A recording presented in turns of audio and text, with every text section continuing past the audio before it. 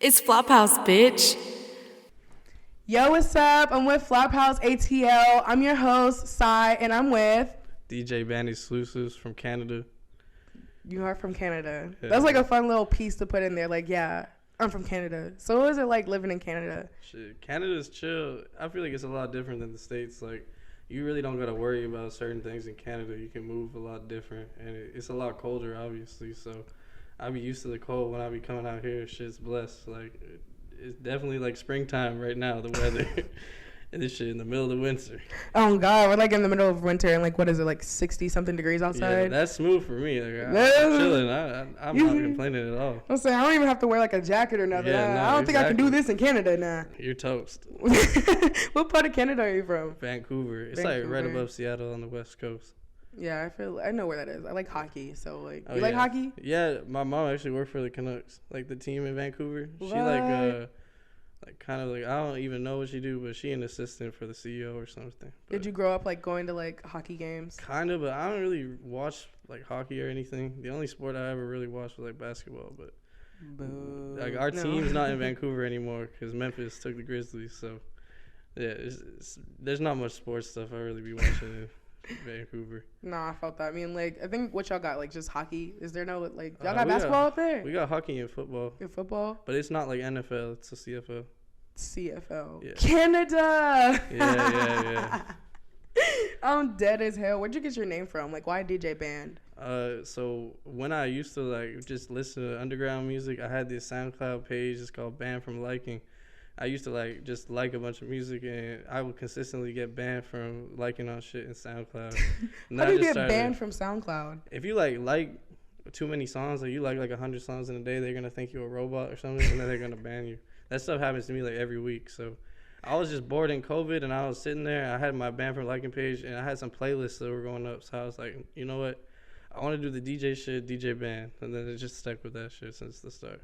Swag. What kind of DJ are you? Are you like them like party event DJs? You're like a producer / DJ? Or you like them DJ Khaled niggas? I'm more like a producer. Like I be putting together records and stuff and dropping exclusives. I really don't have many opportunities to like DJ in Canada because people don't really fuck with the type of music. People want to hear like EDM or like top 100 Spotify lists, and I don't really fuck with doing that. Like I need a bag to do a top 100 Spotify party or something because I'm gonna be bored the whole time. And I feel like DJing when you're not fucking with the music is like, that's just painful. It's really not fun when you're trying to do some stuff and people, maybe the people in the crowd fuck with it, but I'm sitting there bored as hell. I'm not dancing or anything. People just looking at me like, oh, this guy look like he hate his life right now. Facts. I felt that. Like, so how do you like describe your aesthetic then? Because obviously you don't like the Canada scene. So like, how would you like describe what kind of music you do? Shit, mostly like underground stuff for real. Like, my main goal is just to find whoever is up and coming in the scene. So anyone who's like a new sound or something pops up and I never heard of them, that's my main goal. I'll be just sitting on SoundCloud and trying to find like new artists all the time. Swag. What kind of music are you into right now besides like underground? We talking like plug type music type shit? I listen to like everything really. Like it depends on my mood. So like sometimes you're in that mood to listen to that darker stuff. Sometimes you want to listen to some like plug and B. But I've been listening to a lot of like hard rock stuff like that. Oh, now you're talking my language. What's your favorite band? Oh, no, I said hard rock. Okay. Yeah, I'm a Deftones shorty, 5-finger Def Punch. Oh yeah, no, shit. he does sample a lot of Deftones shit. Oh, not. He had that one song that's going up right now. It's super fire. But honestly, like yeah, I've been listening to that. I've been listening to a lot of my boy Osama song. He artist I've been pushing lately. He really fire. And yeah, I just listen to whatever pops up on my SoundCloud for real. If I really like a song, I'm gonna listen to it. Type shit. What made you get into like DJing? It was just like, fuck it, let me just get on it. When I was like in 8th grade, I would always just like find artists, and then they ended up blowing up and stuff. And then after a while, at first I thought, okay, maybe it's just like a chance or something. But after like 5 years, I was like, oh shit.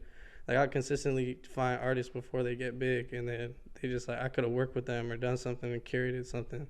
And I was just bored in COVID. I had nothing to do. So I was like, you know what, I'm going to just start DJing. I reached out to a couple artists, and then they sent me some songs, and it started from there. Wow. Were you like staying in Canada during this time, or were you in the States? Yeah, this year was the first time I traveled to the States for music. Wow, so like you're really from like Canada, like you live in Canada, life. like Canada ass nigga type shit. Like Canada. Canada. Yeah, you ain't saying no A or nothing. Like I don't hear no accent or nothing. That's an East Coast thing for real. Like people in the West Coast, it sounds more like you talk the same as like someone from like Seattle or Cali or Oregon or something. No, that makes sense because like Drake definitely sound the same. Party Next Door sound the same. And then, you know what? Tory Lanez is from Canada. Yeah. You fuck with them type niggas.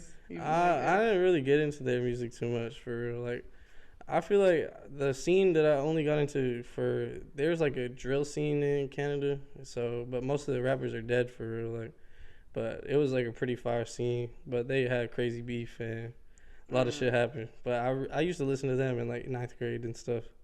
Yeah. Type shit. Yeah. So like you like to listen to like underground music. So I'm sure that you've listened to all types of different undergrounds, like, you know, underground Atlanta, underground like LA, Miami. Yeah. Like what would you say is like your favorite underground to be a part of?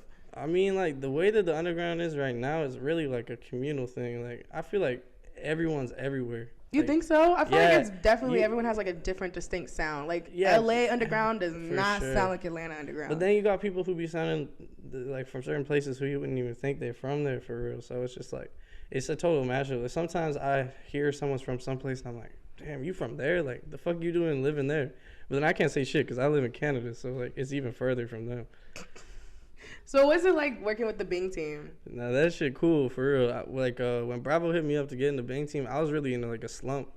It was in 2021. I was kind of in a slump. I felt like I had a lot of stuff going on, but I didn't really have like a group of people who were like actually like on some family shit, ride or die shit. So I was like, damn, a lot of these artists, they like you can help an artist out 100 times and they're gonna blow up and never remember you did anything for them. So I feel like working with the Bing is like reassuring because, you know, like we all actually like on some family shit. Like we cool outside of music. Like we can chill all week. We don't even need to record a song and we still gonna be kicking it and not even worried about nothing. So a lot of these people, they just be on some shit where you help them out like 100 times and then they see you as like a stepping stone almost. And then the second they start fucking with people or they get signed or something, you never gonna get a text from them again. Like they're gonna go something. Non-existent type shit. Yeah. You said Bravo about your end. So how did that go? Bravo just honestly hit me. My artist Fat Fool, like, so I was working with Foolie for a year before I was even in the Bing. So Foolie got in the Bing, and then they were looking for DJs, and then Bravo just hit me up, and I was down for that because, like I said, I was in a slump, so I really had nothing going other than like the people I was working with, but I wanted something more serious to like build with, so I was instantly interested, and then I just joined. Ever since then, we just been working. That's lit. I mean, we're gonna have an interview with Fat Fool. So, like, what was it like working with him first out of the whole Bing team? Man, I mean, Fool and Honcho, but Honcho older. He kind of a newer member to the Bing team, but Fool is just like, he a stand-up guy. He funny. Like his personality just like, I never met someone who boosts your energy like Fool. Just Fool the type of guy who gonna make you do some crazy shit. Like, he's funny as hell. Yeah, he's funny as hell. He be having craziest ideas like for skits and stuff. Like I be with bro, and then I'm like, man, like how do you even think about doing this? Like it's some random stuff. Like we was at the liquor store, and he pulled the lemon pepper wing out of his pocket and ate that shit in front of the person. He said that was the best wing spot in Atlanta. I said, damn. Like, he was going crazy. They were like, we found a piano the same day. We were making skits on the piano, acting like we playing that shit. It was like, he said, oh yeah, I'm a producer now. Hit me up for beats. So it'd just be like, we would just be doing regular stuff, and then like Fool just never too cool to do something. A lot of these people, they be acting too cool to have fun. Fool never like that. Especially because he's older. He's like a cool ass uncle. Like he's funny as hell. Fun as the fuck. Like he a young unk. Young unk, you know, something like that. They be saying they say I'm a young unk, but the same shit to me too because I'm like 20 and they be saying I be acting old as hell. Like imagine like you're already like coming up and being a DJ at 20 years old. So like what is that like considering? I mean honestly it's kind of hard to. I feel like when it's you and then other people looking in, they're gonna see the like what you've accomplished before you have. It's really hard to see yourself as like, oh, I'm this big DJ, right? Like I'm still me at the end of the day. I really never changed, but now I just know like end of the day I got all this motion going for me, and it's a part where I can take my hobby and actually change my life with that. So it's just a good spot for me for real. You know, like for sure. Like music really just be putting you places. It really meet new people. Sure. As long as they're like genuine, it's like, oh yeah, this is it type shit. Yeah, I wouldn't be here if it wasn't for music. That's for sure. So. Yeah. So like you also worked with DJ Grenade. Like how is that? Yeah, that's twin for real. Like me and him, he was the first DJ to really lock in with me. Like right when I first started, he hit me up on some shit like, "What's up?" And I was like, "Oh shit, what's up?" Like I actually listened to Grenade stuff before I started DJing. He one of my first like DJs I peeped. Like him, Fat, and a couple other people who I've been listening to for a minute. So like working with Grenade was crazy, and then me and him just locked in. It was all genuine. He started sending me songs, I started sending him stuff. We started mixing stuff for each other, and we just created a crazy run for real. Like the last year, we have some crazy songs like 500,000 plays, like artists that done blown up and stuff. But yeah, it's cool working with Grenade because he not really bougie. Some of these DJs, they only want to work with certain artists. Grenade, he never on that time, and like, I can throw him on whatever song. As long as that shit sound good, then he gonna be good.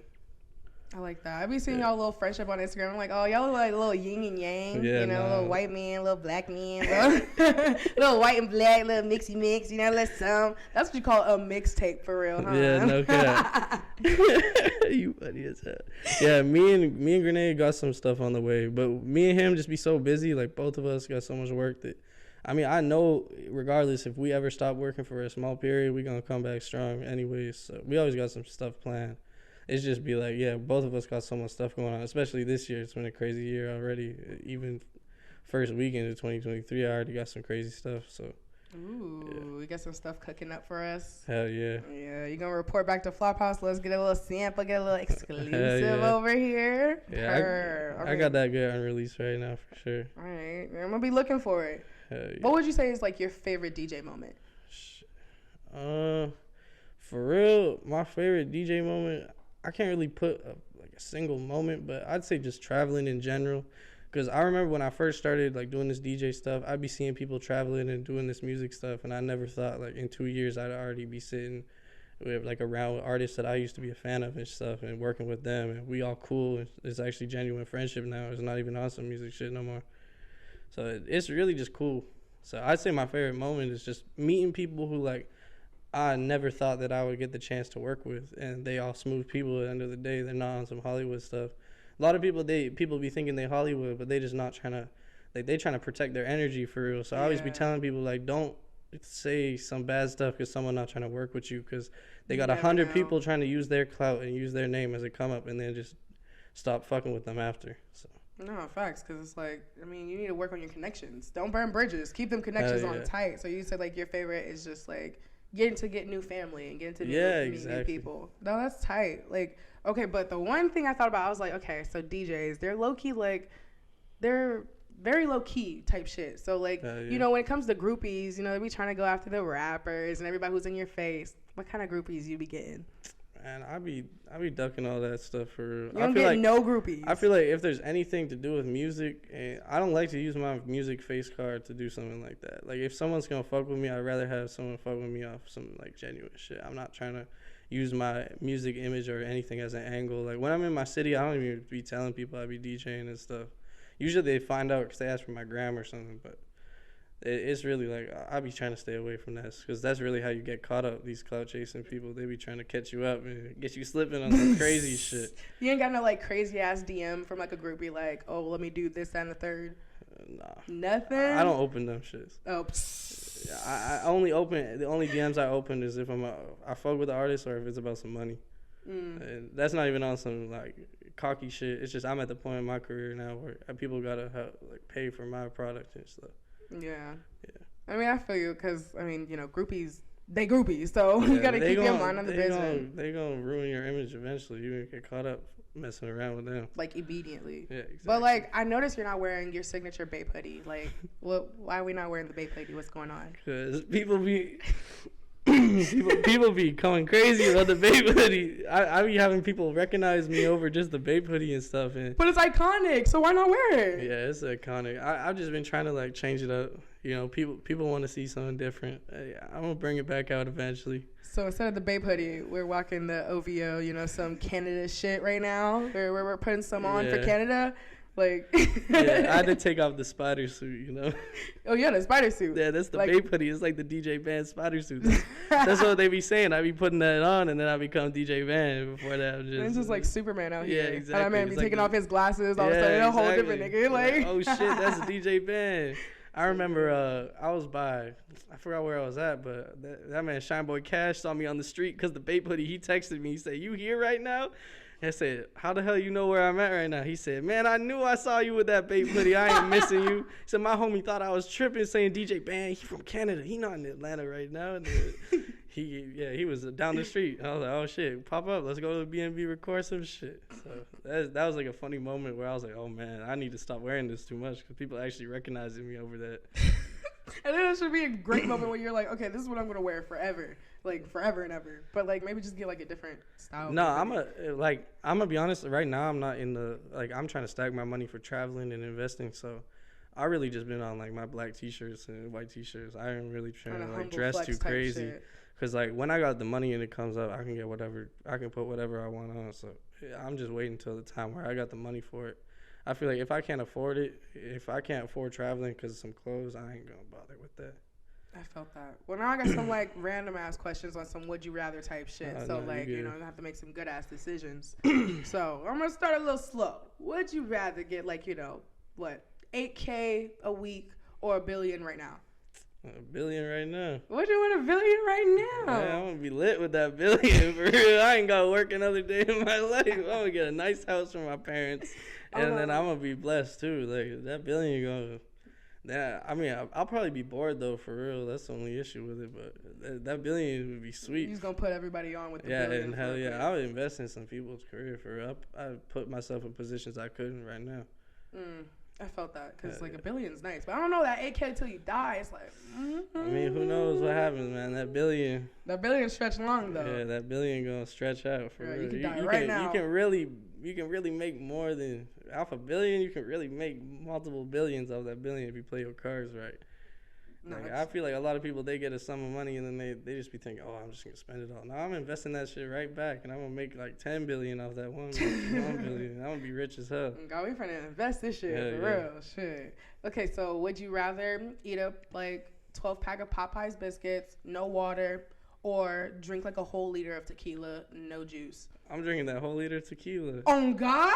That shit gonna be smooth too. I don't even be chasing liquor. What? Like the whole liter of tequila. Honestly, that would be blessed. I'd be turned up. I'd be teed up. I'd be lit. Like that's like a regular. That's like your favorite drink. You like tequila? I fuck with tequila. I'm a tequila girl too. Yeah, that's tequila, your favorite like choice to drink. I mean, tequila and that Remy when I'm with Fat Food, because you know we be going down that Remy and we turning up on that. But yeah, definitely tequila. That's like that go-to. Like at the bar, you get the tequila shots and shit. So I don't know. A lot of people don't like tequila, but I love tequila. I wake up every morning. I'm just water. Like tequila shot. Like yeah, I'm drinking that like it's water for real. Oh God. I ain't eating no biscuits. I'm gonna get through 3 and I'm gonna pass out because my mouth be so dry. That shit gonna fuck me up. I'm saying that's funny as fuck. What's your favorite cereal? Because I feel like I could tell a lot about somebody. Favorite cereal. I fuck with Captain Crunch. Bro, it's always a Captain Crunch ass nigga. Y'all don't like the little Cinnamon Squares. Cinnamon Squares fire too. But I'm gonna be honest, I always get box of cereal. I eat one bowl and I just expire because I never eat it. Damn. Yeah, I'd be more like I'd rather just get a meal or some shit or get some proper food because I used to snack hella and then I just realized it's just a waste of money. Like you can eat one good meal and cut out all them snacks. I don't know. I like a good snack though. Yeah, I mean I don't know. People be getting mad at me because they go to my house and there's like no snacks. You got no snacks? What you got? Like you got like an ingredient house. You got a bunch of like random ass cucumbers. Like maybe some like pizzas or something. Nothing crazy. No type of snacks though. I ain't really eating that. That's fucking funny as fuck. Cause I'd be mad. Like nigga, where the snacks at? Like be fucking for real. I mean, yeah. I mean, if I know I'm having people over or something, and I know they want something, I'll maybe get like something bag of chips or something for them. But I ain't probably gonna eat most of it. Nah, I felt that. What's something you want to tell people about your brand that they don't already know? Oh shit. I mean, right now I feel like I'm just at a stage where I'm trying to like get into like the A&R business. So I'm really pushing the whole DJ thing to like get a job into a label or something and like lock in and be able to get a sponsorship to move down here. So that's really like my main focus right now. outside of that, like I'm trying to get into like other type of stuff, but I'm really not too sure like where I want to take it. I think mostly just live shows and doing the whole like A&R stuff. Cause I already be like A&Ring people, but it's really like not official. Is there like a specific like record label you want to work for? Man, whatever gives the best offers. But really, it's that Bing Records till I die. Come on now. Yeah, the Bing Records. Come on now. You already tapped in. You locked in. Yeah. What would you say is something that you like most about working with Flophouse? Because, you know, we were Flophouse Atlanta, so go ahead and tell us the people. I feel like it's good people. And also, it's just like, it's lit. Like, from what I seen, like, from the shows and shit, I've been wanting to pop out. I'd be sick when I couldn't go to certain shows. I'm like, damn, why am I in Canada right now? I should be turning up. Like, especially that doo-wop show. I was watching that shit. Nah, that doo-wop show, I was sick as hell with that one. I didn't go to that one either. I was hurt. I was like... I saw Hard Rock shit. Oh, man, that shit put me on for real. I saw him performing that Hardcore Drugs. I was like, oh, man, he's wait a minute. Everybody knowing his shit in the crowd. That was crazy. Yeah. And then I see all the people popping out, too. And doo-wop, like... I was listening to his shit since like 8th grade, so type shit, yeah. I mean, I just fuck with his shit. All them niggas, yeah. Doo-wop definitely fire.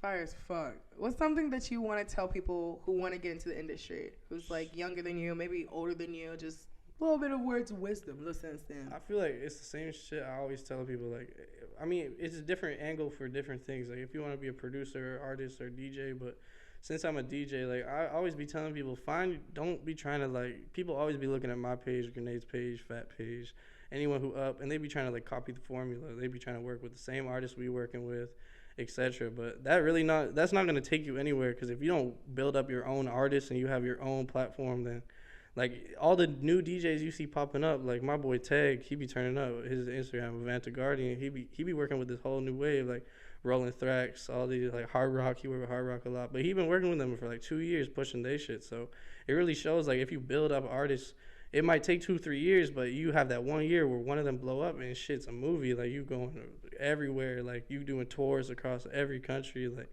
you never know when the next artist is gonna pop. So I feel like you just gotta build your own brand and stay solid. Don't be on some clout chase or ladder. Don't be trying to hop up the ladder and stuff. A lot of people be trying to do that and then they get caught up, and then all the people who friends with that person, they're gonna know like did bad rep and everything. So I always be telling people, stay genuine. Try to build like genuine connections too. Like don't be trying to just see it as music. Like everyone a person behind the artist. At least. Yeah, because you be seeing people as like, oh, this famous dude, but then you get in the room with them and they're like, oh yeah, they cool. Like a lot of people be chill. Like they normal people, they bleed the same blood as you, so there's nothing different. The only thing is they have success and you're still working on getting to their point. So a lot of stuff like that. And for real, just like you gotta like music to really like. I always be telling people it's not a sprint. Like it's a marathon. Like I only found success after 2 years of doing this shit. If I didn't enjoy music, like I would have burnt out a long time. I have my phases of burning out, but you just gotta push through that. If you really love music, you're gonna keep turning up. And even if maybe it takes 4 or 5 years, you're gonna have your year eventually. How do you keep from burning out? Man, I'm pretty bad at giving advice for that, because I be a known capper. Like my boy, honestly, yeah, Bravo be helping me with that shit for real. You just be on some fucking we ball it type shit. Like, yeah, I be capping. I got so many people who I owe them shit, and they like it's not no paid shit, so it's not like really you owe them, but obviously like I'm trying to do it for them and I'm trying to build. So sometimes I be having like a long week and I'm not really trying to mix when I was supposed to mix, and then kind of hard to balance it. But I think it's good to take breaks. It's not, you don't want to burn yourself out. If you keep working every day, you're gonna eventually burn yourself out. You're not gonna be happy with it at all. Like, yeah, that shit gets old really quick. Yeah, no cap. But I feel like this was a great interview. You were such a nice little, interviewee. Like, just give me some love, some. So I think you were sort of at the end. So, like, go ahead and plug yourself up. Where can these people follow you? DJ Band Exclusives on Instagram. DJ Band Exclusives on SoundCloud. I also have my new highlights page I'm building up right now. I've been doing that for like 3 months. I'm already at like 300,000 streams on that. So DJ Band TM. That's where all like my new exclusives and everything that's good is going to come out on. So definitely tap in on that page. I got like a lot of people who still don't even know I'll be running the new page. And then I got some good projects and stuff coming too. So I gotta say, what can we expect for the future? Because I want these people to tap in what they tapping into. Shit. I've been building an artist recently too. I've been helping the artist. She a female artist. She fire. Her name is Zaminzo. I don't know if I said it right, but she's super fire. Me and her got some fire stuff on the way. We just dropped a song that shit did like 20K in the 7 days. So she be lit. We be turning up. And then me and my boy Smoking Skull and Skio, we got a project coming too called Punch Bros. And then I got some projects on the way. I got a tape called The Leak. And I got some shit called DJ Band vs. The Underground Volume 3. It's like a continuation of a project I be doing. So yeah, those are hard. The first two were.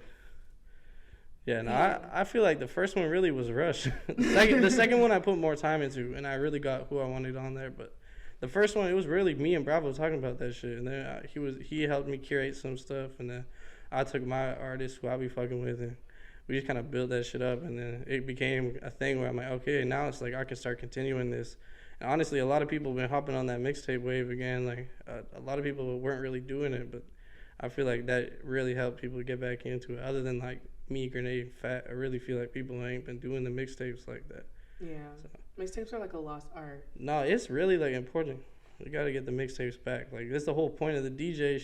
Like you get the mixtapes, you putting on artists that maybe no one even heard of. They find their favorite artists off one of the mixtapes. Facts. So you finna bring mixtapes back to the underground type shit. Hell yeah! This year I'm trying to do like one a month. Probably not anything crazy like my last one's like 60-song projects, but I'm gonna do like maybe a 20-song project every month, something like that. Just get stuff out. Because I got so many artists that have been fucking with me that I can easily do it. I'm excited to see what's going on. I can't wait to get a little bit of, a little bit of Flophouse exclusive. Listening to it, be like, yeah, this fire type shit. This shit. And that was Flophouse Atlanta. I'm your host, Sai. You can find me on Instagram, Twitter, Snapchat, whatever hell you be getting your media from, under Sai the Succubus. And again, I was joined by DJ Band exclusive. Yeah, thank you for tuning in. And, definitely tap in with Flophouse.Atlanta on Instagram so you can be in to know. Make sure you guys like, comment, subscribe, all that fun shit. And, tap in. No cap. Nice seeing y'all. Bye.